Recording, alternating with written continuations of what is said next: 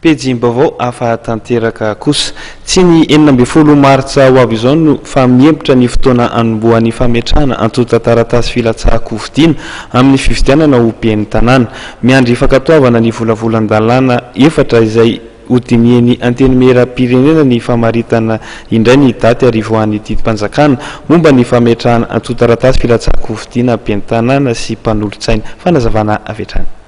Kasika ny didim-panjakana fampiarana moa zany a dia tsy maintsy mandeha amina logika ihany tsika tsy maintsy mandeha amina logika ihany tsika ny logika zany dia hoe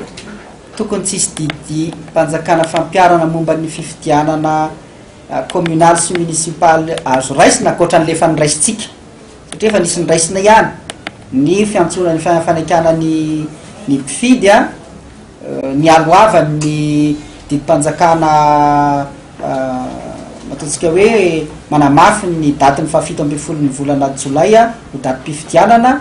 efa navoakatsika koa ny listre reo ataontsika hoe fonctionnaire d'autorité sy ny autorité politique efa mivoaka zay fa le tena pitsipitsy ny momba ny fifidianana zany dia veriko hoe logika kokoa tsika raha miandry andreo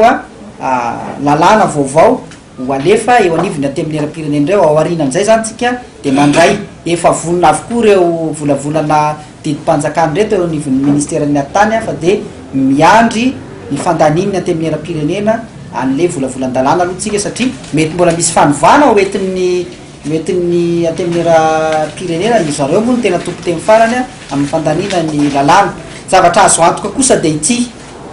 ny fifidianana amin'ny fahafito ambin'ny folo ny volana jolay dia manao ny ezaka rehetra ny fitondram-panjakana anatotosana azy amin'ny daty io zany hoe raha tsona dia hoe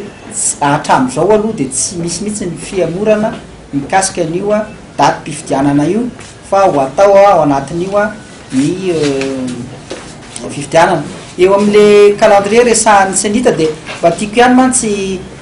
ifampizarana amitsika mpanao gazety le fomba fiasa eo amin'ny senita sy ny gouvernement